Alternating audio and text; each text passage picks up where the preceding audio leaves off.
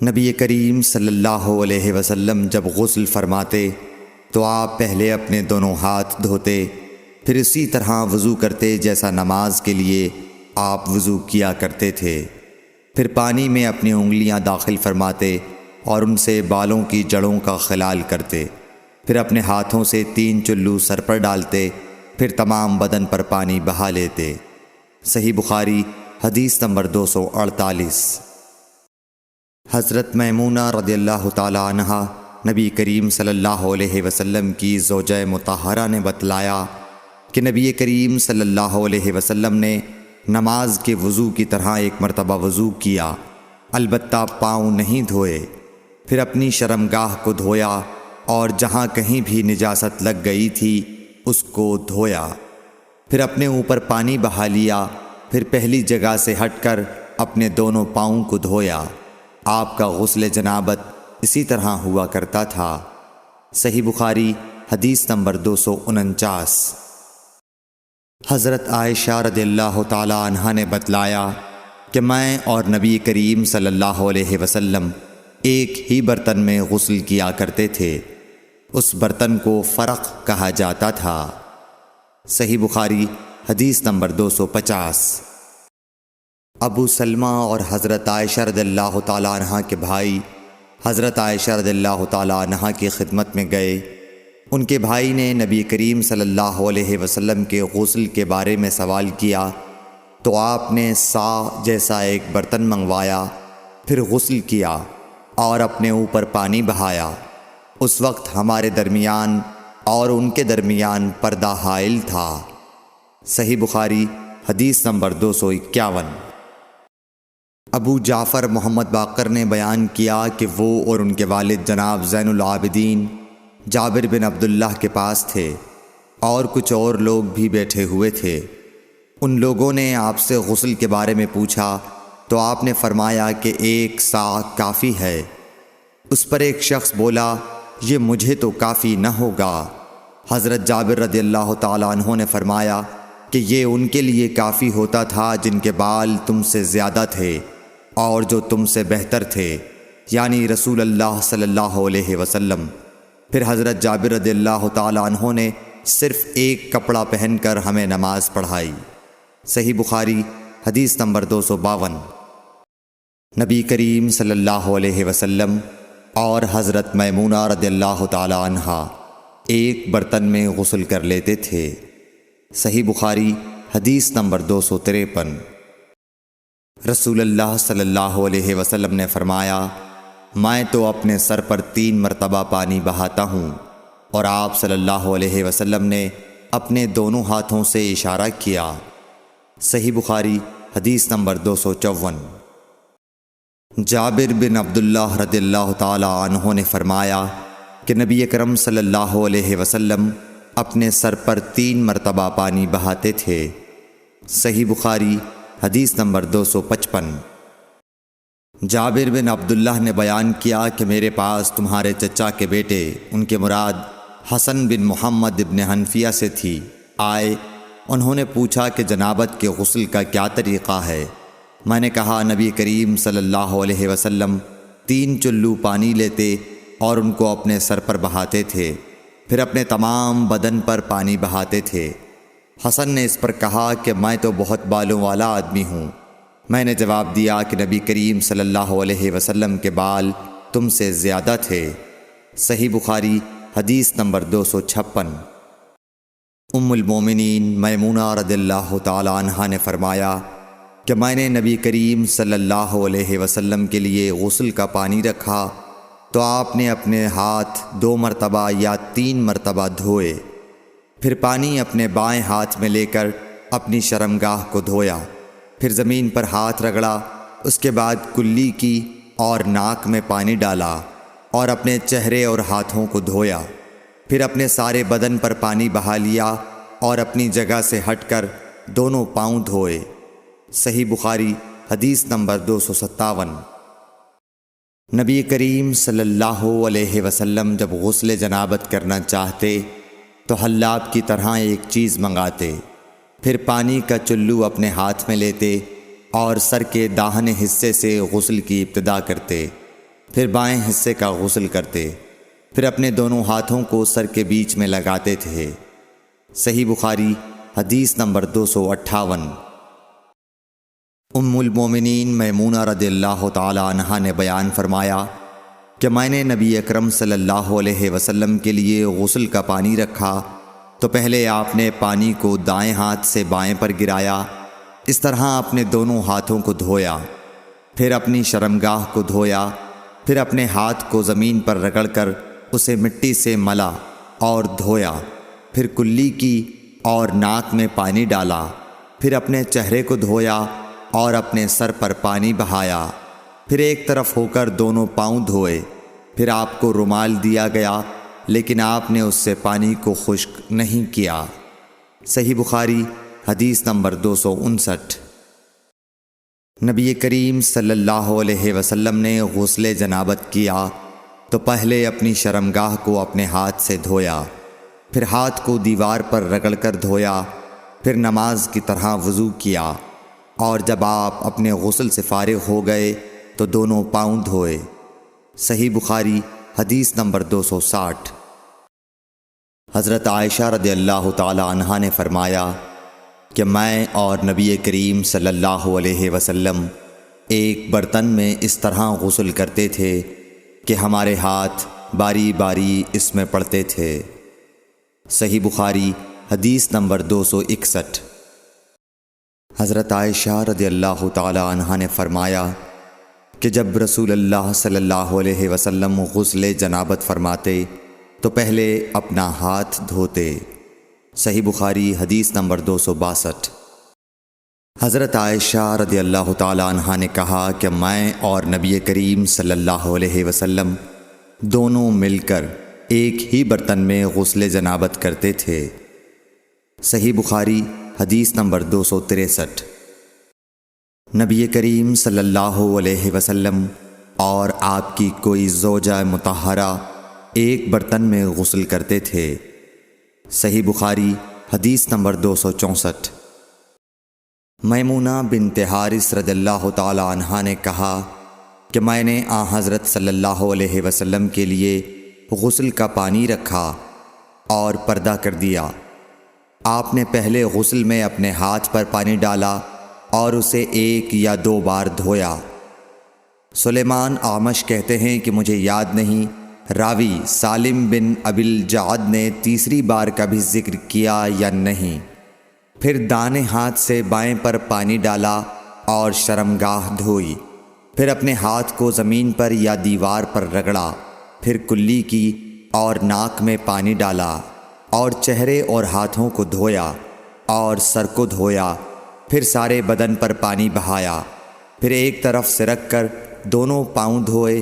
بعد میں نے ایک کپڑا دیا تو آپ نے اپنے ہاتھ سے اشارہ کیا اس طرح کہ اسے ہٹاؤ، اور آپ نے اس کپڑے کا ارادہ نہیں فرمایا۔ صحیح بخاری حدیث نمبر 265۔ میمونہ رضی اللہ تعالی عنہا نے کہا کہ میں نے حضرت صلی اللہ علیہ وسلم کے لیے غسل کا پانی رکھا تو آپ نے پہلے پانی اپنے ہاتھوں پر گرا کر انہیں 2 یا 3 بار دھویا، پھر اپنے داہنے ہاتھ سے بائیں پر گرا کر اپنی شرمگاہوں کو دھویا، پھر ہاتھ کو زمین پر رگڑا، پھر کلی کی اور ناک میں ڈالا، پھر اپنے چہرے اور ہاتھوں کو دھویا، پھر اپنے سر کو 3 مرتبہ دھویا، پھر اپنے سارے بدن پر پانی بہایا، پھر آپ اپنی غسل کی جگہ سے الگ ہو گئے، پھر اپنے قدموں کو دھویا۔ صحیح بخاری حدیث نمبر 266۔ حضرت عائشہ رضی اللہ تعالی عنہا نے فرمایا اللہ ابو عبد الرحمن پر رحم فرمائے، میں نے تو رسول اللہ صلی اللہ علیہ وسلم کو خوشبو لگائی، پھر آپ اپنی تمام ازواج مطہرات کے پاس تشریف لے گئے اور صبح کو احرام اس حالت میں باندھا کہ خوشبو سے بدن مہک رہا تھا۔ صحیح بخاری حدیث نمبر 267۔ نبی کریم صلی اللہ علیہ وسلم دن اور رات کے ایک ہی وقت میں اپنی تمام ازواج مطہرات کے پاس گئے، اور یہ 11 تھیں، 9 منکوحہ اور 2 لونڈیاں۔ راوی نے کہا میں نے انس سے پوچھا کہ حضور صلی اللہ علیہ وسلم اس کی طاقت رکھتے تھے؟ تو آپ نے فرمایا کہ ہم آپس میں کہا کرتے تھے کہ آپ کو 30 مردوں کے برابر طاقت دی گئی ہے۔ صحیح بخاری حدیث نمبر 268۔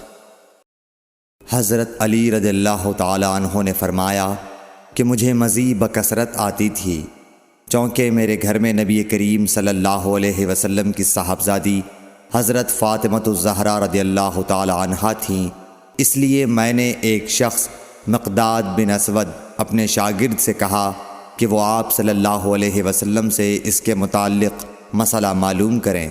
انہوں نے پوچھا تو آپ نے فرمایا کہ وضو کر اور شرمگاہ کو دھو، یہی کافی ہے۔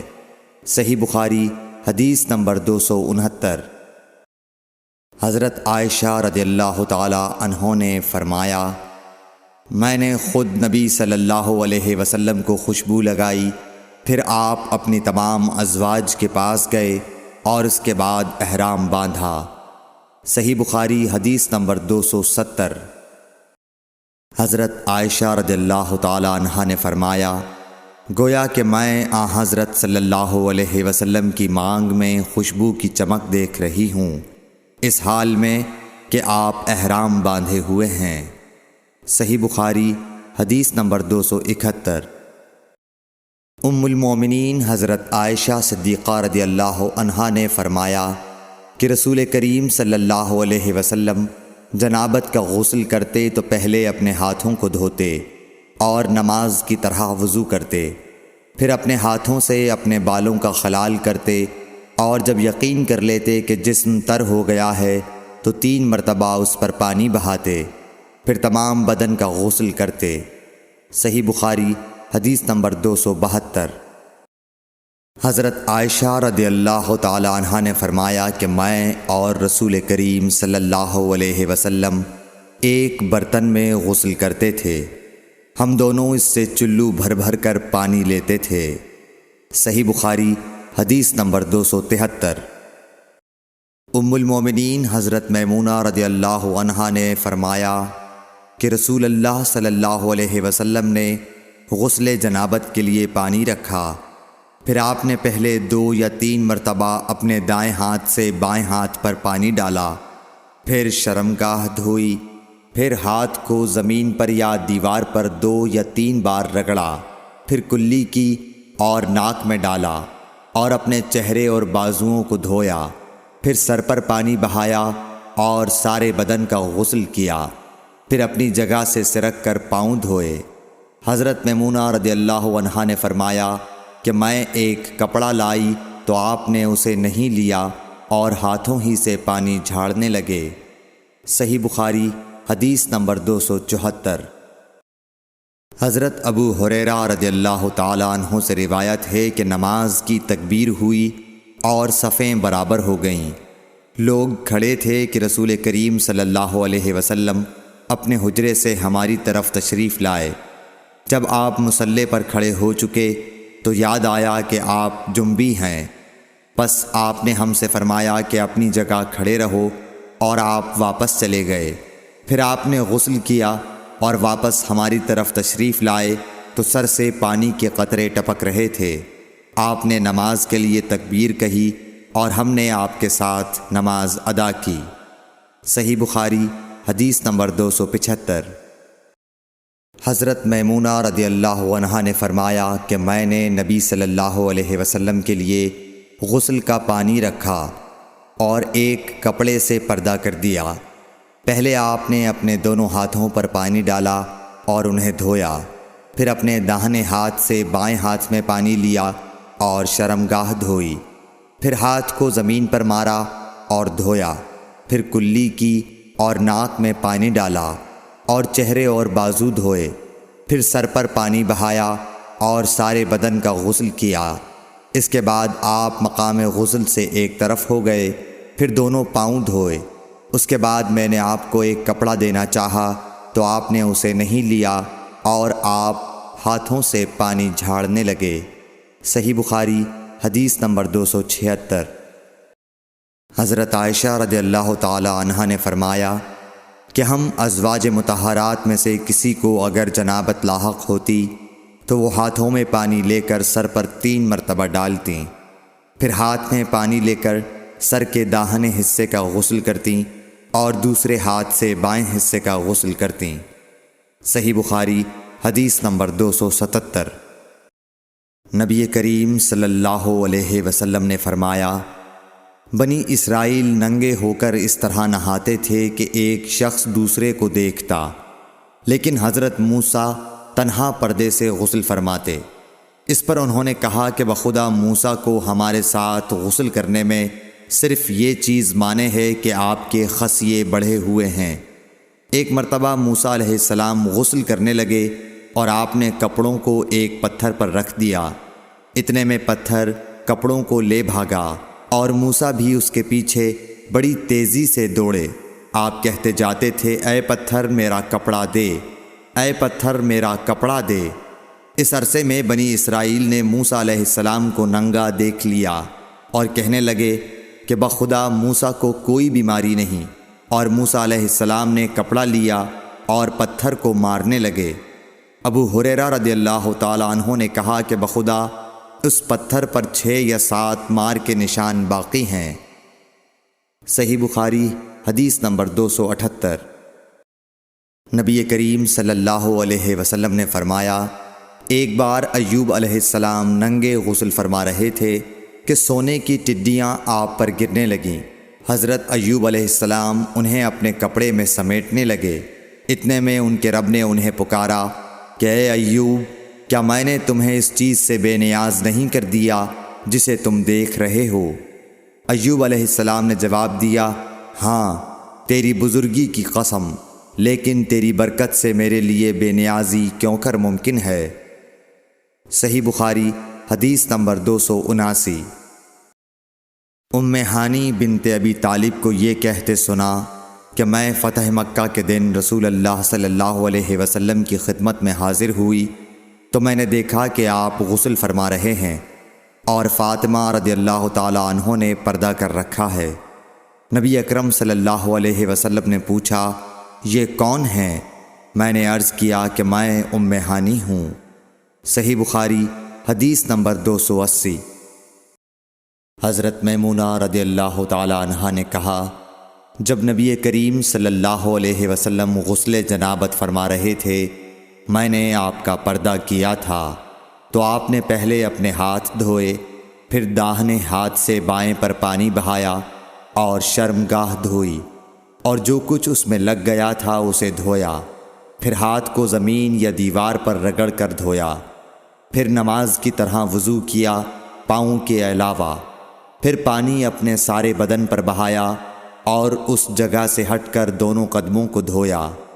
صحیح بخاری حدیث نمبر 281۔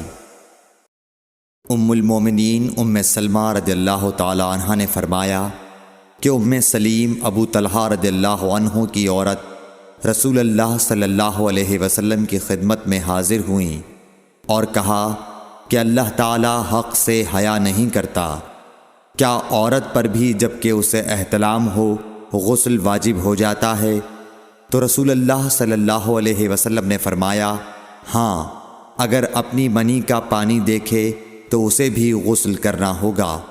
صحیح بخاری حدیث نمبر 282۔ مدینے کے کسی راستے پر نبی کریم صلی اللہ علیہ وسلم سے ابو ہریرہ رضی اللہ تعالی عنہ کی ملاقات ہوئی۔ اس وقت ابو ہریرہ جنابت کی حالت میں تھے۔ ابو ہریرہ رضی اللہ تعالی عنہ نے کہا کہ میں پیچھے رہ کر لوٹ گیا اور غسل کر کے واپس آیا تو رسول اللہ صلی اللہ علیہ وسلم نے دریافت فرمایا کہ اے ابو ہریرہ کہاں چلے گئے تھے؟ انہوں نے جواب دیا کہ میں جنابت کی حالت میں تھا، اس لیے میں نے آپ کے ساتھ بغیر غسل کے بیٹھنا برا جانا۔ آپ صلی اللہ علیہ وسلم نے ارشاد فرمایا، سبحان اللہ، مومن ہرگز نجس نہیں ہو سکتا۔ صحیح بخاری حدیث نمبر 283۔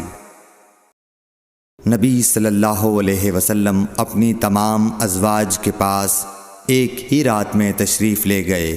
اس وقت آپ کے ازواج میں 9 بیویاں تھیں۔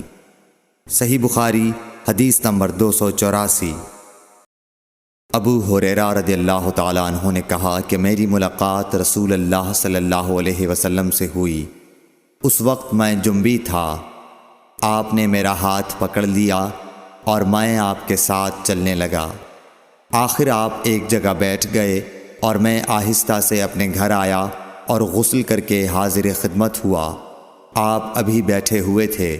آپ نے دریافت فرمایا، اے ابو ہریرہ، کہاں چلے گئے تھے؟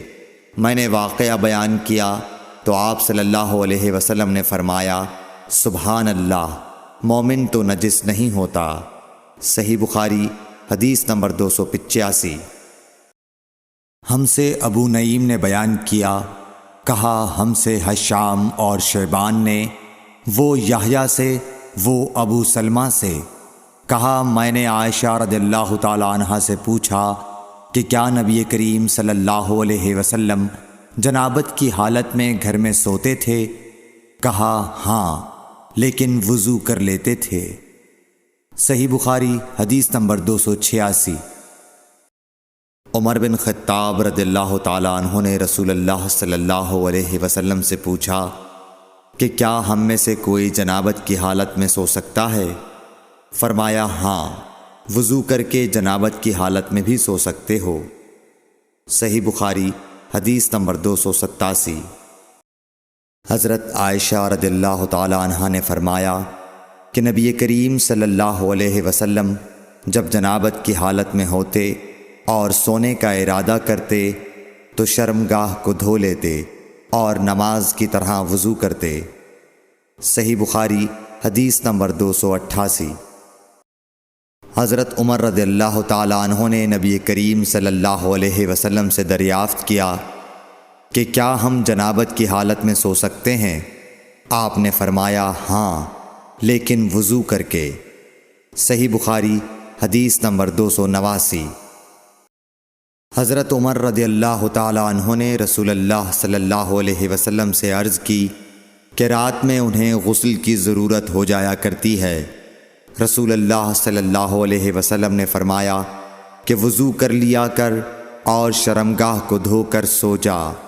صحیح بخاری حدیث نمبر 290۔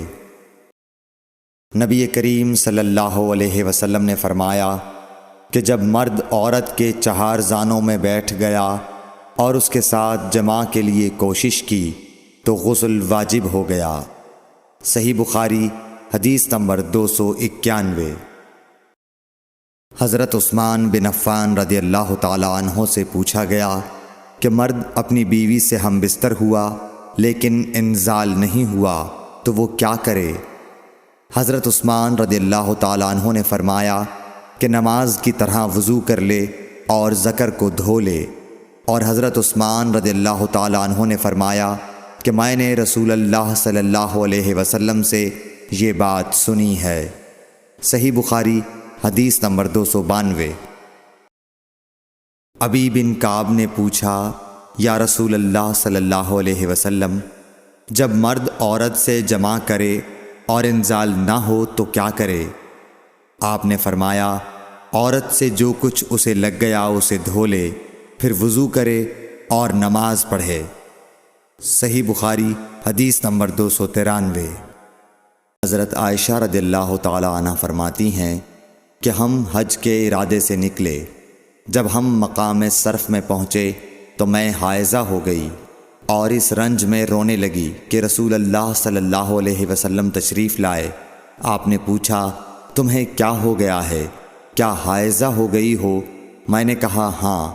آپ نے فرمایا، یہ ایک ایسی چیز ہے جس کو اللہ تعالیٰ نے آدم کی بیٹیوں کے لیے لکھ دیا ہے، اس لیے تم بھی حج کے لیے افعال پورے کر لو، البتہ بیت اللہ کا طواف نہ کرنا۔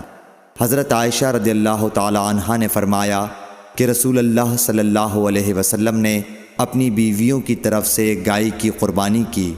صرف ایک مقام مکے سے 6-7 میل کے فاصلے پر ہے۔ صحیح بخاری حدیث نمبر 294۔ حضرت عائشہ رضی اللہ تعالی عنہا نے فرمایا، میں رسول اللہ صلی اللہ علیہ وسلم کے سر مبارک کو حائضہ ہونے کی حالت میں کنگھا کیا کرتی تھی۔ صحیح بخاری حدیث نمبر 295۔ حشام بن عروہ نے عروہ کے واسطے سے بتایا کہ ان سے سوال کیا گیا کیا حائضہ بیوی میری خدمت کر سکتی ہے یا ناپاکی کی حالت میں عورت مجھ سے نزدیک ہو سکتی ہے؟ عروہ نے فرمایا میرے نزدیک تو اس میں کوئی حرج نہیں ہے، اس طرح کی عورتیں میری بھی خدمت کرتی ہیں اور اس میں کسی کے لیے بھی کوئی حرج نہیں، اس لیے کہ مجھے حضرت عائشہ رضی اللہ تعالی عنہا نے خبر دی کہ وہ رسول کریم صلی اللہ علیہ وسلم کو حائضہ ہونے کی حالت میں کنگھا کیا کرتی تھیں، اور رسول اللہ صلی اللہ علیہ وسلم اس وقت مسجد میں معتکف ہوتے، آپ اپنا سر مبارک قریب کر دیتے اور حضرت عائشہ رضی اللہ تعالی عنہا اپنے حجرے ہی سے کنگھا کر دیتیں حالانکہ وہ حائضہ ہوتیں۔ صحیح بخاری حدیث نمبر 296۔ حضرت عائشہ رضی اللہ تعالی عنہا نے بیان کیا کہ نبی کریم صلی اللہ علیہ وسلم میری گود میں سر رکھ کر قرآن مجید پڑھتے حالانکہ میں اس وقت حیض والی ہوتی تھی۔ صحیح بخاری حدیث نمبر 297۔ ام سلمہ رضی اللہ تعالی عنہا نے کہا کہ میں نبی کریم صلی اللہ علیہ وسلم کے ساتھ ایک چادر میں لیٹی ہوئی تھی، اتنے میں مجھے حیض آ گیا، اس لیے میں آہستہ سے باہر نکل آئی اور اپنے حیض کے کپڑے پہن لیے۔ حضور صلی اللہ علیہ وسلم نے پوچھا کیا تمہیں نفاس آ گیا ہے؟ میں نے عرض کیا ہاں، پھر مجھے آپ نے بلا لیا اور میں چادر میں آپ کے ساتھ لیٹ گئی۔ صحیح بخاری حدیث نمبر 298۔ حضرت عائشہ رضی اللہ تعالی عنہا نے فرمایا میں اور نبی کریم صلی اللہ علیہ وسلم ایک ہی برتن میں غسل کرتے تھے حالانکہ دونوں جنبی ہوتے۔ صحیح بخاری حدیث نمبر 299۔ حضرت عائشہ رضی اللہ تعالی عنہا نے فرمایا کہ آپ مجھے حکم فرماتے، پس میں ازار باندھ لیتی، پھر آپ میرے ساتھ مباشرت کرتے، اس وقت میں حائضہ ہوتی۔ صحیح بخاری حدیث نمبر 300۔ حضرت عائشہ رضی اللہ تعالی عنہا فرماتی ہیں کہ آپ صلی اللہ علیہ وسلم اپنا سر مبارک میری طرف کر دیتے، اس وقت آپ اعتکاف میں بیٹھے ہوئے ہوتے اور میں حیض کی حالت میں ہونے کے باوجود آپ کا سر مبارک دھو دیتی۔ صحیح بخاری حدیث نمبر 301۔ حضرت عائشہ رضی اللہ تعالی عنہا نے فرمایا ہم ازواج میں سے کوئی جب حائضہ ہوتی اس حالت میں رسول اللہ صلی اللہ علیہ وسلم اگر مباشرت کا ارادہ کرتے آپ ازار باندھنے کا حکم دے دیتے باوجود حیض کی زیادتی کے، پھر بدن سے بدن ملاتے۔ آپ نے کہا تم میں ایسا کون ہے جو نبی کریم صلی اللہ علیہ وسلم کی طرح اپنی شہوت پر قابو رکھتا ہو؟ صحیح بخاری حدیث نمبر 302۔ نبی کریم صلی اللہ علیہ وسلم اپنی بیویوں میں سے کسی سے مباشرت کرنا چاہتے اور وہ حائضہ ہوتی تو آپ کے حکم سے وہ پہلے ازار باندھ لیتیں۔ صحیح بخاری حدیث نمبر 303۔ رسول کریم صلی اللہ علیہ وسلم عید الاضحیٰ یا عید الفطر میں عیدگاہ تشریف لے گئے، وہاں آپ عورتوں کے پاس سے گزرے اور فرمایا اے عورتوں کی جماعت صدقہ کرو کیونکہ میں نے جہنم میں زیادہ تم ہی کو دیکھا ہے۔ انہوں نے کہا یا رسول اللہ صلی اللہ علیہ وسلم ایسا کیوں؟ آپ نے فرمایا کہ تم لعن طعن بہت کرتی ہو اور شوہر کی ناشکری کرتی ہو، باوجود عقل اور دین میں ناقص ہونے کے میں نے تم سے زیادہ کسی کو بھی ایک عقل مند اور تجربہ کار آدمی کو دیوانہ بنا دینے والا نہیں دیکھا۔ عورتوں نے عرض کی کہ ہمارے دین اور ہماری عقل میں نقصان کیا ہے یا رسول اللہ؟ آپ نے فرمایا کیا عورت کی گواہی مرد کی گواہی سے نصف نہیں ہے؟ انہوں نے کہا جی ہے۔ آپ نے فرمایا بس یہی اس کی عقل کا نقصان ہے۔ پھر آپ نے پوچھا کیا ایسا نہیں ہے کہ جب عورت حائضہ ہو تو نہ نماز پڑھ سکتی ہے نہ روزہ رکھ سکتی ہے؟ عورتوں نے کہا ایسا ہی ہے۔ آپ نے فرمایا کہ یہی اس کے دین کا نقصان ہے۔ صحیح بخاری حدیث نمبر 304۔ حضرت عائشہ رضی اللہ تعالی عنہا نے فرمایا کہ ہم رسول اللہ صلی اللہ علیہ وسلم کے ساتھ حج کے لیے اس طرح نکلے کہ ہماری زبانوں پر حج کے علاوہ اور کوئی ذکر ہی نہ تھا۔ جب ہم مقام صرف پہنچے تو مجھے حیض آ گیا۔ اس غم سے میں رو رہی تھی کہ نبی صلی اللہ علیہ وسلم تشریف لائے۔ آپ نے پوچھا کیوں رو رہی ہو؟ میں نے کہا کاش میں اس سال حج کا ارادہ ہی نہ کرتی۔ آپ نے فرمایا شاید تمہیں حیض آ گیا ہے۔ میں نے کہا جی ہاں۔ آپ نے فرمایا یہ چیز تو اللہ تعالیٰ نے آدم کی بیٹیوں کے لیے مقرر کر دی ہے، اس لیے تم جب تک پاک نہ ہو جاؤ طواف بیت اللہ کے علاوہ حاجیوں کی طرح تمام کام انجام دو۔ صحیح بخاری حدیث نمبر 305۔ فاطمہ ابی حبیش کی بیٹی نے رسول کریم صلی اللہ علیہ وسلم سے کہا کہ یا رسول اللہ صلی اللہ علیہ وسلم، میں تو پاک ہی نہیں ہوتی، تو کیا میں نماز بالکل چھوڑ دوں؟ حضور صلی اللہ علیہ وسلم نے فرمایا کہ یہ رگ کا خون ہے، حیض نہیں، اس لیے جب حیض کے دن جن میں کبھی پہلے تمہیں عادتاً حیض آیا کرتا تھا آئیں تو نماز چھوڑ دے، اور جب اندازے کے مطابق وہ دن گزر جائیں تو خون دھو ڈال اور نماز پڑھ۔ صحیح بخاری حدیث نمبر 306۔ ایک عورت نے رسول کریم صلی اللہ علیہ وسلم سے سوال کیا۔ اس نے پوچھا کہ یا رسول اللہ، آپ ایک ایسی عورت کے متعلق کیا فرماتے ہیں جس کے کپڑے پر حیض کا خون لگ گیا ہو؟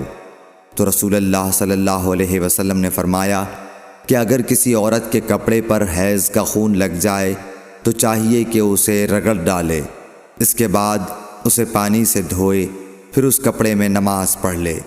صحیح بخاری حدیث نمبر 307۔ حضرت عائشہ رضی اللہ تعالی عنہا نے فرمایا کہ ہمیں حیض آتا تو کپڑے کو پاک کرتے وقت ہم خون کو مل دیتے، پھر اس جگہ کو دھو لیتی اور تمام کپڑے پر پانی بہا دیتی اور اسے پہن کر نماز پڑھتی۔ صحیح بخاری حدیث نمبر 308۔ نبی کریم صلی اللہ علیہ وسلم کے ساتھ آپ کی بعض ازواج نے اعتکاف کیا، حالانکہ وہ مستحاضہ تھیں اور انہیں خون آتا تھا، اس لیے خون کی وجہ سے تشت اکثر اپنے نیچے رکھ لیتی۔ اور اکرمہ نے کہا کہ عائشہ رضی اللہ تعالی عنہا نے قسم کا پانی دیکھا تو فرمایا یہ تو ایسا ہی معلوم ہوتا ہے جیسے فلاں صاحبہ کو استحاضہ کا خون آتا تھا۔ صحیح بخاری حدیث نمبر 309۔ حضرت عائشہ رضی اللہ تعالی عنہا نے فرمایا کہ رسول اللہ صلی اللہ علیہ وسلم کے ساتھ آپ کی ازواج میں سے ایک نے اعتکاف کیا، وہ خون اور زردی نکلتے دیکھتیں، تشت ان کے نیچے ہوتا اور نماز ادا کرتی تھیں۔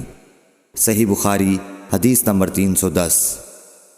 حضرت عائشہ رضی اللہ تعالی عنہا نے فرمایا کہ بعض امہات المومنین نے اعتکاف کیا حالانکہ وہ مستحاضہ تھیں۔ صحیح بخاری حدیث نمبر 311۔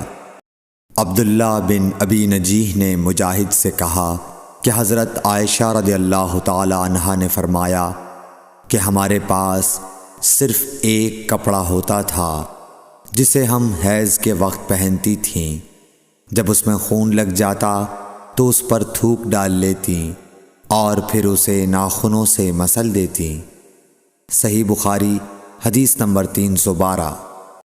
ہم سے عبداللہ بن عبد الوہاب نے بیان کیا، انہوں نے کہا ہم سے حماد بن زیب نے ایوب سختیانی سے، انہوں نے حفصہ سے، وہ ام عطیہ سے۔ آپ نے فرمایا کہ ہمیں کسی میت پر 3 دن سے زیادہ سوگ کرنے سے منع کیا جاتا تھا، لیکن شوہر کی موت پر 4 مہینے 10 دن کے سوگ کا حکم تھا۔ ان دنوں میں ہم نہ سرما لگاتی نہ خوشبو، اور عصب یمن کی بنی ہوئی ایک چادر جو رنگین بھی ہوتی تھی کے علاوہ کوئی رنگین کپڑا ہم استعمال نہیں کرتی تھیں، اور ہمیں عدت کے دنوں میں حیض کے غسل کے بعد کست اظفار استعمال کرنے کی اجازت تھی، اور ہمیں جنازے کے پیچھے چلنے سے منع کیا جاتا تھا۔ اس حدیث کو حشام بن حسان نے حفصہ سے، انہوں نے ام عطیہ سے، انہوں نے نبی کریم صلی اللہ علیہ وسلم سے روایت کیا ہے۔ صحیح بخاری حدیث نمبر 313۔ حضرت عائشہ رضی اللہ تعالی عنہا نے فرمایا کہ ایک انصاریہ عورت نے رسول اللہ صلی اللہ علیہ وسلم سے پوچھا کہ میں حیض کا غسل کیسے کروں؟ آپ نے فرمایا کہ مشک میں بسا ہوا کپڑا لے کر اس سے پاکی حاصل کر۔ اس نے پوچھا اس سے کس طرح پاکی حاصل کروں؟ آپ نے فرمایا اس سے پاکی حاصل کر۔ اس نے دوبارہ پوچھا کہ کس طرح؟ آپ نے فرمایا سبحان اللہ، پاکی حاصل کر۔ پھر میں نے اسے اپنی طرف کھینچ لیا اور کہا کہ اسے خون لگی ہوئی جگہوں پر پھیر لیا کر۔ صحیح بخاری حدیث نمبر 314۔ حضرت عائشہ رضی اللہ تعالی عنہا نے بیان کیا کہ انصاریہ عورت نے رسول اللہ صلی اللہ علیہ وسلم سے پوچھا کہ میں حیض کا غسل کیسے کروں؟ آپ نے فرمایا کہ ایک مشک میں بسا ہوا کپڑا لے اور پاکی حاصل کر۔ یہ آپ نے 3 دفعہ فرمایا۔ پھر حضور صلی اللہ علیہ وسلم شرمائے اور آپ نے اپنا چہرہ مبارک پھیر لیا یا فرمایا کہ اس سے پاکی حاصل کر۔ پھر میں نے انہیں پکڑ کر کھینچ لیا اور نبی کریم صلی اللہ علیہ وسلم جو بات کہنا چاہتے تھے وہ میں نے اسے سمجھائی۔ صحیح بخاری حدیث نمبر 315۔ حضرت عائشہ رضی اللہ تعالی عنہا نے بتلایا کہ میں نے نبی کریم صلی اللہ علیہ وسلم کے ساتھ حجۃ الوداع کیا۔ میں تمتع کرنے والوں میں تھی اور ہدی یعنی قربانی کا جانور اپنے ساتھ نہیں لے گئی تھی۔ حضرت عائشہ رضی اللہ تعالی عنہا نے اپنے متعلق بتایا کہ پھر وہ حائضہ ہو گئیں اور عرفہ کی رات آ گئی اور ابھی تک وہ پاک نہیں ہوئی تھیں، اس لیے انہوں نے رسول اللہ صلی اللہ علیہ وسلم سے کہا کہ حضور آج عرفہ کی رات ہے اور میں عمرے کی نیت کر چکی تھی۔ رسول اللہ صلی اللہ علیہ وسلم نے فرمایا کہ اپنے سر کو کھول ڈال اور کنگا کر اور عمرے کو چھوڑ دے۔ میں نے ایسا ہی کیا۔ پھر میں نے حج پورا کر لیا اور لیلۃ الحصبہ میں عبد الرحمن بن ابو بکر کو حضور صلی اللہ علیہ وسلم نے حکم دیا وہ مجھے اس عمرے کے بدلے میں جس کی نیت میں نے کی تھی تنعیم سے دوسرا عمرہ کرا لائے۔ صحیح بخاری حدیث نمبر 316۔ حضرت عائشہ رضی اللہ تعالی عنہا نے فرمایا ہم ذی الحجہ کا چاند دیکھتے ہی نکلے۔ رسول کریم صلی اللہ علیہ وسلم نے فرمایا کہ جس کا دل چاہے تو اسے عمرے کا احرام باندھ لینا چاہیے، کیونکہ اگر میں ہدی ساتھ نہ لاتا تو میں بھی عمرے کا احرام باندھتا۔ اس پر بعض صحابہ نے عمرے کا احرام باندھا اور بعض نے حج کا۔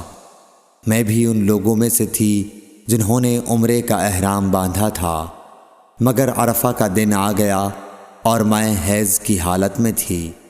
میں نے نبی کریم صلی اللہ علیہ وسلم سے اس کے متعلق شکایت کی تو آپ نے فرمایا کہ عمرہ چھوڑ اور اپنا سر کھول اور کنگا کر اور حج کا احرام باندھ لے۔ میں نے ایسا ہی کیا، یہاں تک کہ جب حصبہ کی رات آئی تو رسول اللہ صلی اللہ علیہ وسلم نے میرے ساتھ میرے بھائی عبد الرحمن بن ابی بکر کو بھیجا۔ میں تنعیم گئی اور وہاں سے اپنے عمرے کے بدلے دوسرے عمرے کا احرام باندھا۔ ہشام نے کہا کہ ان میں سے کسی بات کی وجہ سے بھی نہ ہدی واجب ہوئی اور نہ روزہ اور نہ صدقہ۔ تنعیم حد حرم سے قریب 3 میل دور ایک مقام کا نام ہے۔ صحیح بخاری حدیث نمبر 317۔ حضرت انس بن مالک رضی اللہ تعالیٰ عنہ سے روایت ہے نبی کریم صلی اللہ علیہ وسلم نے فرمایا کہ رحم مادر میں اللہ تعالیٰ نے ایک فرشتہ مقرر کیا ہے، وہ کہتا ہے اے رب اب یہ نطفہ ہے، اے رب اب یہ علقہ ہو گیا ہے، اے رب اب یہ مضغہ ہو گیا ہے۔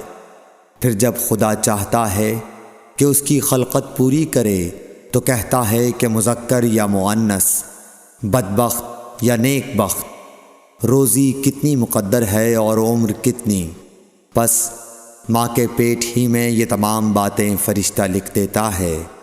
صحیح بخاری حدیث نمبر 318۔ حضرت عائشہ رضی اللہ تعالی عنہا فرماتی ہیں کہ ہم نبی کریم صلی اللہ علیہ وسلم کے ساتھ حجۃ الوداع کے سفر میں نکلے۔ ہم میں سے بعض نے عمرے کا احرام باندھا اور بعض نے حج کا۔ پھر ہم مکہ آئے اور حضرت صلی اللہ علیہ وسلم نے فرمایا کہ جس نے عمرے کا احرام باندھا ہو اور ہدی ساتھ نہ لایا ہو تو وہ حلال ہو جائے، اور جس نے عمرے کا احرام باندھا ہو اور وہ ہدی بھی ساتھ لایا ہو تو وہ ہدی کی قربانی سے پہلے حلال نہ ہوگا، اور جس نے حج کا احرام باندھا ہو تو اسے حج پورا کرنا چاہیے۔ عائشہ نے کہا کہ میں حائضہ ہو گئی اور عرفہ کا دن آ گیا۔ میں نے صرف عمرے کا احرام باندھا تھا۔ مجھے نبی کریم صلی اللہ علیہ وسلم نے حکم دیا کہ میں اپنا سر کھول لوں، کنگھا کر لوں اور حج کا احرام باندھ لوں اور عمرہ چھوڑ دوں۔ میں نے ایسا ہی کیا اور اپنا حج پورا کر لیا۔ پھر میرے ساتھ حضرت صلی اللہ علیہ وسلم نے عبد الرحمن بن ابی بکر کو بھیجا اور مجھ سے فرمایا کہ میں اپنے چھوٹے ہوئے عمرے کے عوض تنعیم سے دوسرا عمرہ کر لوں۔ صحیح بخاری حدیث نمبر 319۔ عبداللہ بن محمد مسندی نے بیان کیا، کہا ہم سے سفیان بن عینیہ نے ہشام بن عروہ سے، وہ اپنے باپ سے، وہ حضرت عائشہ رضی اللہ تعالی عنہا سے کہ فاطمہ بنت ابی حبیش کو استحاضہ کا خون آیا کرتا تھا، تو انہوں نے نبی کریم صلی اللہ علیہ وسلم سے اس کے متعلق پوچھا۔ آپ نے فرمایا کہ یہ رگ کا خون ہے اور حیض نہیں ہے، اس لیے جب حیض کے دن آئیں تو نماز چھوڑ دیا کر، اور جب حیض کے دن گزر جائیں تو غسل کر کے نماز پڑھ لیا کر۔ صحیح بخاری حدیث نمبر 320۔ معاذہ بنت عبداللہ نے کہا کہ ایک عورت نے عائشہ رضی اللہ تعالی عنہا سے پوچھا کہ جس زمانے میں ہم پاک رہتے ہیں حیض سے، کیا ہمارے لیے اسی زمانے کی نماز کافی ہے؟ اس پر عائشہ رضی اللہ تعالی عنہا نے فرمایا کہ کیا تم حروریہ ہو؟ ہم نبی کریم صلی اللہ علیہ وسلم کے زمانے میں حائضہ ہوتی تھیں اور آپ ہمیں نماز کا حکم نہیں دیتے تھے، یا حضرت عائشہ رضی اللہ تعالی عنہا نے یہ فرمایا کہ ہم نماز نہیں پڑھتی تھیں۔ صحیح بخاری حدیث نمبر 321۔ زینب بنت ابی سلمہ سے روایت ہے، انہوں نے بیان کیا کہ ام سلمہ رضی اللہ عنہا نے فرمایا کہ میں نبی کریم صلی اللہ علیہ وسلم کے ساتھ چادر میں لیٹی ہوئی تھی کہ مجھے حیض آ گیا، اس لیے میں چپکے سے نکل آئی اور اپنے حیض کے کپڑے پہن لیے۔ رسول کریم صلی اللہ علیہ وسلم نے فرمایا، کیا تمہیں حیض آ گیا ہے؟ میں نے کہا جی ہاں۔ پھر مجھے آپ نے بلا لیا اور اپنے ساتھ چادر میں داخل کر لیا۔ زینب نے کہا کہ مجھ سے ام سلمہ نے بیان کیا کہ نبی کریم صلی اللہ علیہ وسلم روزے سے ہوتے اور اسی حالت میں ان کا بوسہ لیتے، اور میں نے اور نبی کریم صلی اللہ علیہ وسلم نے ایک ہی برتن میں جنابت کا غسل کیا۔ صحیح بخاری حدیث نمبر 322۔ زینب بنت ابی سلمہ سے روایت ہے کہ ام سلمہ نے بتلایا کہ میں نبی کریم صلی اللہ علیہ وسلم کے ساتھ ایک چادر میں لیٹی ہوئی تھی کہ مجھے حیض آ گیا۔ میں چپکے سے چلی گئی اور حیض کے کپڑے بدل لیے۔ آپ نے پوچھا، کیا تجھ کو حیض آ گیا ہے؟ میں نے کہا جی ہاں۔ پھر مجھے آپ نے بلا لیا اور میں آپ کے ساتھ چادر میں لیٹ گئی۔ صحیح بخاری حدیث نمبر 323۔ حفصہ بنت سیرین نے فرمایا کہ ہم اپنی کنواری جوان بچیوں کو عیدگاہ جانے سے روکتی تھیں۔ پھر ایک عورت آئی اور بنی خلف کے محل میں اتری، اور انہوں نے اپنی بہن ام عطیہ کے حوالے سے بیان کیا جن کے شوہر نبی اکرم صلی اللہ علیہ وسلم کے ساتھ 12 لڑائیوں میں شریک ہوئے تھے، اور خود ان کی اپنی بہن اپنے شوہر کے ساتھ 6 جنگوں میں گئی تھیں۔ انہوں نے بیان کیا کہ ہم زخمیوں کی مرہم پٹی کیا کرتی تھیں اور مریضوں کی خبرگیری بھی کرتی تھیں۔ میری بہن نے ایک مرتبہ نبی اکرم صلی اللہ علیہ وسلم سے پوچھا کہ اگر ہم میں سے کسی کے پاس چادر نہ ہو تو کیا اس کے لیے اس میں کوئی حرج ہے کہ وہ نماز عید کے لیے باہر نہ نکلے؟ آپ نے فرمایا، اس کی ساتھی عورت کو چاہیے کہ اپنی چادر کا کچھ حصہ اسے بھی اوڑھا دے، پھر وہ خیر کے مواقع پر اور مسلمانوں کی دعاؤں میں شریک ہوں، یعنی عیدگاہ جائیں۔ پھر جب عطیہ آئیں تو میں نے ان سے بھی یہی سوال کیا۔ انہوں نے فرمایا، میرا باپ آپ پر فدا ہو، ہاں آپ نے یہ فرمایا تھا۔ اور عطیہ جب بھی حضرت صلی اللہ علیہ وسلم کا ذکر کرتی تو یہ ضرور فرماتی کہ میرا باپ آپ پر فدا ہو۔ انہوں نے کہا، میں نے آپ کو یہ کہتے ہوئے سنا کہ جوان لڑکیاں، پردے والیاں اور حائضہ عورتیں بھی باہر نکلیں اور مواقع خیر میں اور مسلمانوں کی دعاؤں میں شریک ہوں، اور حائضہ عورت جائے نماز سے دور رہے۔ حفصہ کہتی ہیں، میں نے پوچھا، کیا حائضہ بھی؟ انہوں نے فرمایا، کیا وہ عرفات میں فلاں جگہ نہیں جاتی؟ یعنی جب وہ ان جملہ مقدس مقامات میں جاتی ہیں تو پھر عیدگاہ میں کیوں نہ جائیں؟ صحیح بخاری حدیث نمبر 324۔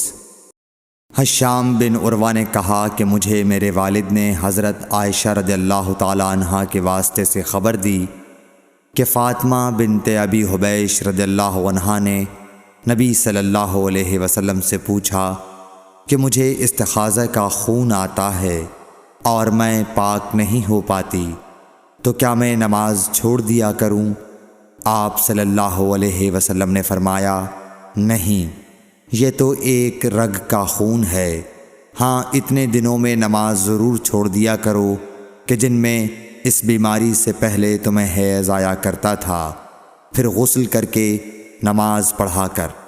صحیح بخاری حدیث نمبر 325۔ محمد بن سیرین نے بیان کیا، وہ عطیہ سے آپ نے فرمایا کہ ہم زرد اور مٹیالے رنگ کو کوئی اہمیت نہیں دیتی تھیں۔ صحیح بخاری حدیث نمبر 326۔